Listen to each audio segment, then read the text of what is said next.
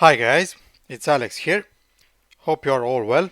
Today we are going to talk about the rumor that Netflix is buying Roku. Let's dive right into it by watching the news from CNBC. Shares are rallying in pre-market trading following a Business Insider story which says employees inside Roku have been speculating about the idea of a possible acquisition by Netflix. Now, people familiar with the matter say internal chatter within Roku has heated up after the streaming device maker abruptly closed the stock trading window for all employees, and that prevented them from selling any of their vested shares at a time when they normally might be inclined to do so. Let's get reaction from Rich Greenfield from Lightshed Partners. It would be interesting. It would be kind of a big concession from Netflix that maybe they need. I don't know. They need help. They can't. Their content creativity has dried up. So they're going to, try to move into this area. But you don't think so? Joe, I think this is one of the more absurd things I've ever heard in 27 years following media stocks. Honestly, think about what Roku is. Roku is a platform, TV operating system that is built into devices and dongles as well, little sticks that you plug into TVs. And everybody wants to run on top of that TV operating system, whether it's Disney Plus or whether it's Netflix. But getting into that, actually owning the business, Netflix owning hardware and basically prioritizing one hardware, meaning themselves, over the thousands of devices that Netflix runs on, seems completely antithetical to the everything that Reed Hastings and Ted Sarandos have built over the last 20 years. So it's very hard to understand. Not to mention, Joe, as you know, Netflix's core business is not advertising, will never be advertising. Will a portion of the business now become advertising? 20%, maybe 25%. Anything is possible as they embark on adding an advertising tier. But remember, the core Netflix subscription is staying. They're going to add a lower price advertising tier to the subscription, the ad-free subscription tiers. And so it's always going to be a smaller portion of the business. And so to spend $20 billion, let's just say, to buy Roku, to make advertising this huge piece of the company would seem very, very out of character. Why spend 20 when you could spend 100? I mean, would you be surprised why Roku employees might be drumming up some interest?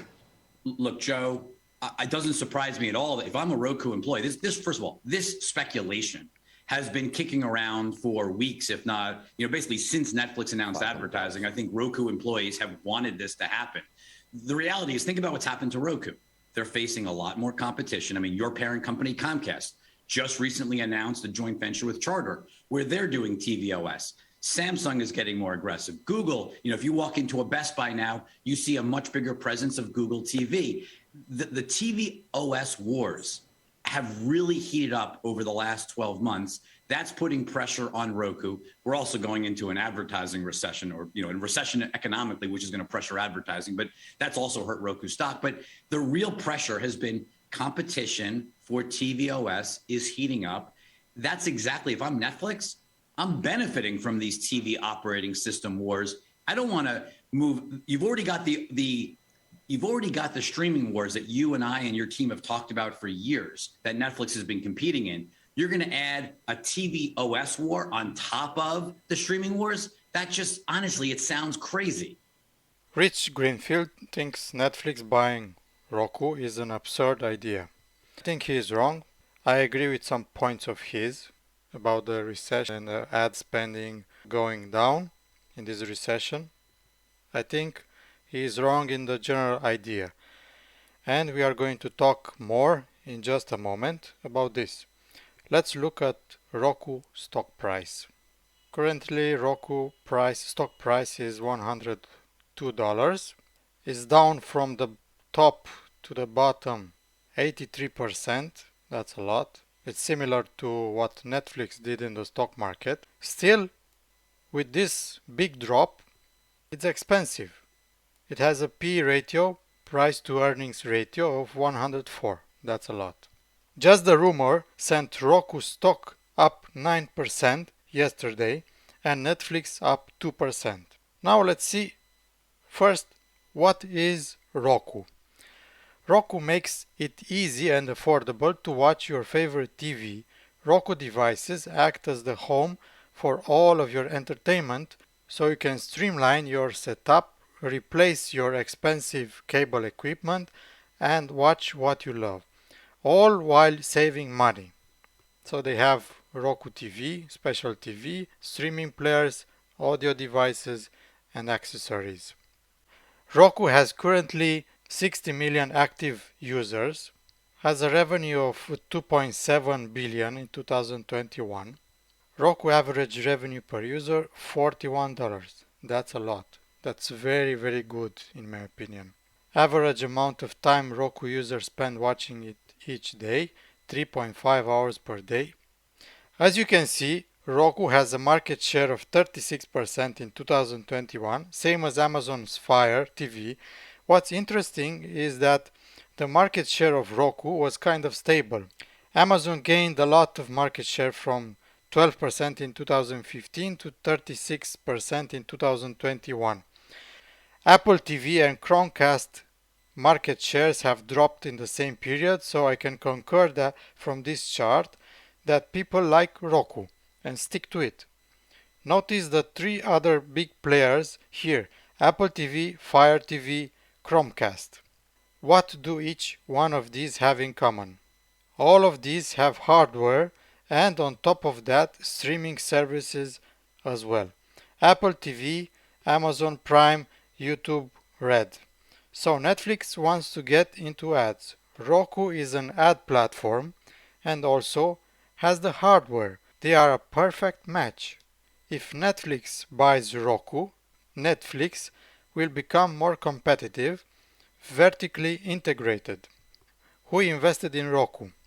None other than Cathie Wood's ARK Invest. Roku is her number 2 position. As you can see here, its weight is 8.77%. So Roku is her number 2 position in the ARK Innovation ETF. That speaks volumes. If she is so bullish on Tesla, then you can extrapolate that she is bullish on Roku as well, having the similar amount of investments in those two. On one hand, Netflix CEO is good at making money. As you know, Netflix is very profitable. In 2021, Netflix revenue was almost 30 billion and earnings profit was 5 billion. On the other hand, Roku has increased its revenue from 500 million in 2018 to almost 3 billion in 2021, but it's struggling to make profits. Here Netflix comes in and can help them with that. In my opinion, in 10 years, Netflix can become a much bigger company than it is now. It can venture in those areas as well, offer free content generated by influencers like YouTube does and share revenue with them. If this Roku acquisition gets done, they will enter the hardware market with a streaming device, but from here they can add more hardware to their offerings, maybe in the future some VR, AR devices. Last but not least, they recently entered the gaming sector with games on Netflix. Gaming is a huge sector it can make money from. Do you think that Netflix buying Roku is a good thing? Please leave a comment below. If you like this video, please smash that like button and subscribe. See you next time.